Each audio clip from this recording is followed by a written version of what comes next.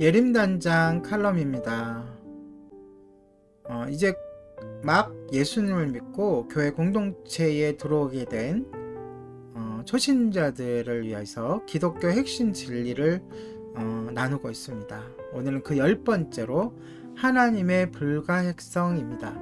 조금 어려운 내용이지만 꼭 짚고 넘어가야 될 내용이기에 오늘 같이 나누고자 합니다. 하나님의 불가해성. 스위스의 신학자 칼 바르트는 어느 세미나에서 다음과 같은 질문을 받았습니다.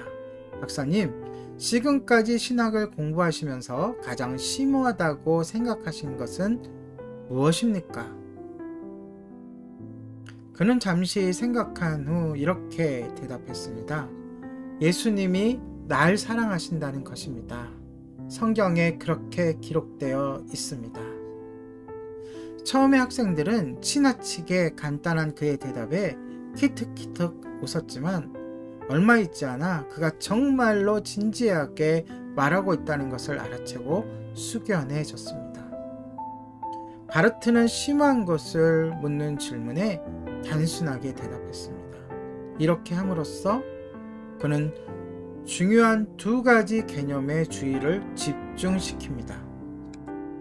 첫째, 가장 단순한 기독교 안에 사람의 평생을 사로잡을 만한 심오함이 있습니다. 그리고 둘째, 아무리 많은 신학 공부를 해도 우리는 결코 하나님의 성품의 부요함을 아는 데 있어서 어린아이의 수준을 벗어날 수 없습니다. 존 칼빈은 다른 비유를 사용해서 이를 설명했습니다. 그는 하나님께서 우리에게 어린아이의 혓잘배기 소리, 좀 어려운 얘기인가요? 그런 거 있잖아요. 아기가 이제 막 말을 배우려고 할 때 부모가 그에게 말을 시키려고 쭈쭈쭈쭈쭈쭈 뚜뚜뚜뚜뚜뚜 아빠 해봐, 이런 거 있잖아요. 말 같지도 않은 거, 그걸 혓잘배기 소리라고 합니다. 순수 한국말이에요.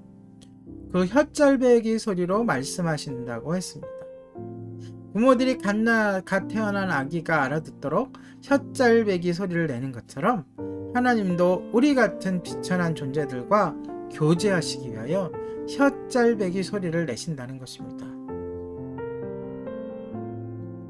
인간은 누구도 하나님을 완전하게 이해할 수는 없습니다. 하나님을 총체적으로 이해하지 못하게 하는 뿌리 깊은 장벽이 있는데요. 바로 우리는 유한한 피조물이고 하나님은 무한한 존재이시라는 점입니다. 유한한 존재가 어찌 무한한 존재를 다 이해할 수 있겠습니까? 중세 신학자들의 신학 연구의 지배적 원리로 자리 잡은 문구 하나가 있습니다.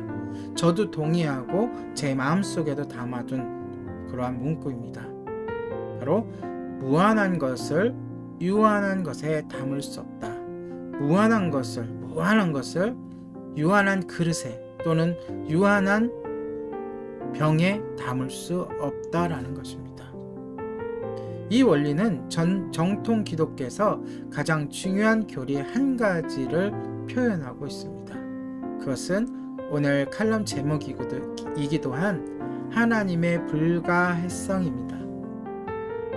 불가해성. 해는 이해하다, 설명하다, 알아듣는다 라는 뜻이죠. 근데 그러지 못한다. 하나님을 다 이해할 수 없다, 다 설명할 수 없다, 이런 뜻입니다.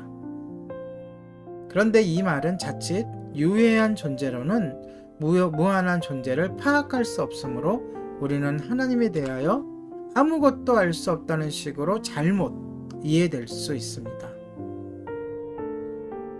하나님이 우리의 이해 밖에 계신 분이라면 우리가 하는 모든 종교적인 말이 신학적 헛소리일 뿐이며 우리는 알지도 못하는 신에게 제단을 쌓고 있다는 말이 아니겠습니까?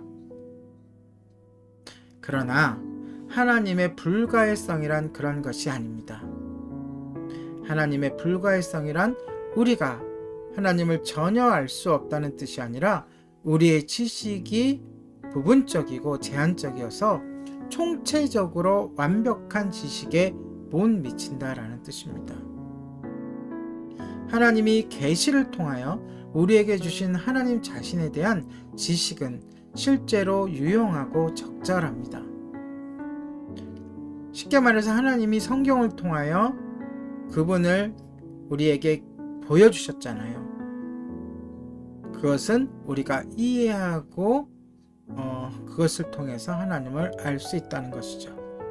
그런데 그것도 우리가 얼마만큼 준비하고 얼마만큼 공부하고 얼마만큼 집중하는 거냐에 따라서 그 범위와 깊이는 각각 모든 사람마다 다릅니다.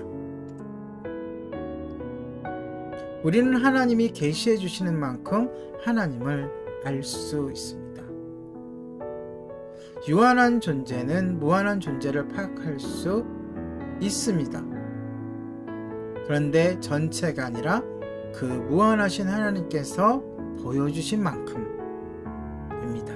그리고 그 보여주신 만큼은 동일하지만 또 우리가 어떻게 우리의 영성을 갖추느냐에 따라서 또 성령님이 어떤 방식으로 조명해 주시냐에 따라서 그 동일한 하나님의 그 계시가 각 사람에게 각 사람의 분량대로 드러나는 것입니다.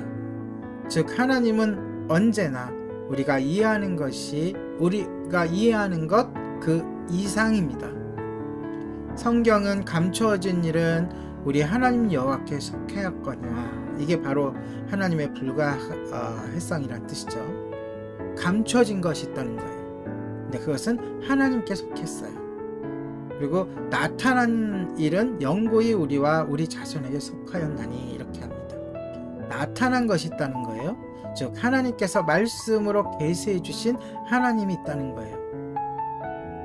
그것은 곧 그리스도인이 영구히 변하지 않고 바뀌지 않는 영구히 우리와 그리스도인들에게 또 우리 자손에게 속하였다고 신명기 29장 29절에 말하고 있습니다. 이를 마틴 루터는 감추어진 면과 나타난 면이라는 하나님의 두 가지 면을 언급함으로써 설명하고 있습니다. 신령한 지식의 한 부분은 우리 시야로부터 감추어져 있습니다.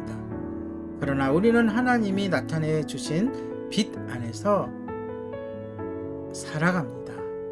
그 빛 안에 거하는 것이 믿음이고 하나님을 기쁘시게 하는 것이죠. 자, 여기서 한 가지 오해하지 말 것은 하나님께서 기록된 말씀으로 하나님을 계시해 줬다고 해서 그것이 전부는 아닙니다.